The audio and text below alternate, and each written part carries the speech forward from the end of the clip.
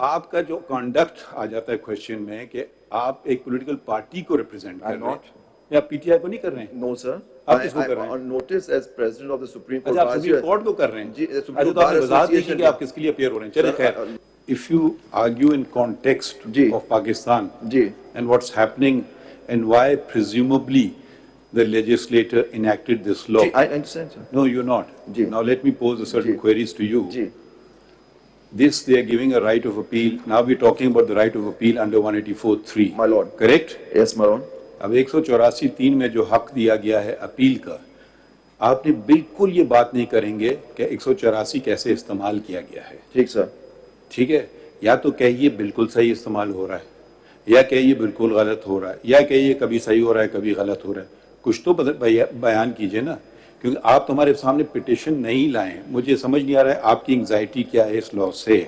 वजाहत से बात कर दें तो हम समझ जाएंगे। अब जरा सवाल अभी तक आया नहीं है। 184(3) जो है ना का इस्तेमाल कैसे हुआ है पाकिस्तान में, हकीकत क्या है। ह्यूमन राइट्स सेल कोई रूल में उसका तस्करा है बताइए, है किसी कानून में उसका तस्करा है बताइए, है। अभी तो हम चलें पार्लियामान को तो छोड़ दें, हमारे अपने रूल्स में उसका तस्करा है। अब 184(3) जहाँ तक हेबस कॉर्पस की बात है उसका तो रूल में तस्करा है, मगर जो दूसरे इख्तियारात इस्तेमाल किए गए हैं 184(3) के तहत उनका रूलों में तस्करा था नहीं था, कैसे इस्तेमाल किया गया।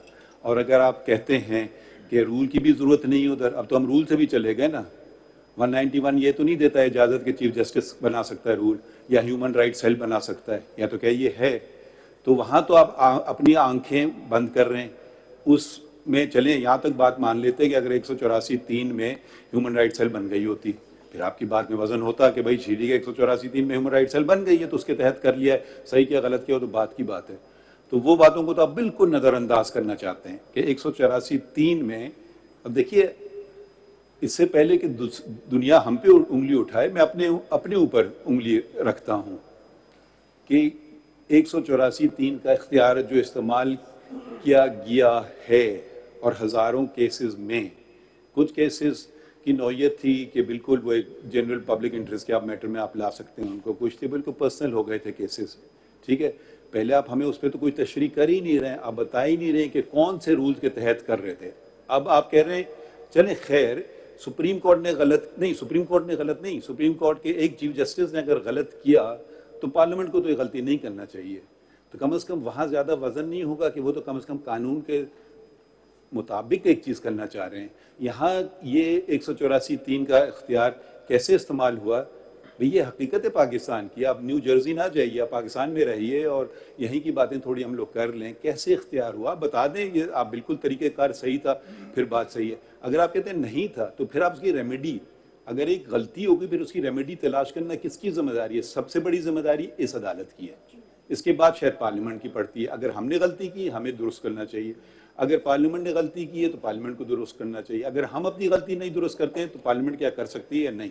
आप बस सिर्फ उस बात पे खड़े हुए हैं, मगर जितनी वो जो पाकिस्तान में जो कुछ हुआ वो नज़रअंदाज करें। चाहे वो सुप्रीम कोर्ट प्राइस शुगर का तयन कर ले या कोई और बातों का कर ले, फिर वहाँ तो रूल्स बना लेते। एक ऑर्डर था मेरा कि भाई चलें रूल्स बना ले फिर इसको हम कर लेते हैं, तो वहाँ तो आप जा ही नहीं रहे हैं। तो आपका जो कंडक्ट आ जाता है क्वेश्चन में कि आप एक पॉलिटिकल पार्टी को रिप्रेजेंट कर रहे हैं या पीटीआई को नहीं कर रहे हैं। No sir. आप किसको कर रहे हैं? On notice as president of the supreme court. अच्छा, आप सुप्रीम कोर्ट को कर रहे हैं। जी, अच्छा, तो आपने वजाहत दी कि आप किसके लिए अपेयर हो रहे हैं। चलिए खैर ठीक है, तो सुप्रीम कोर्ट का हमें बताएं ना मौक़िफ़ क्या।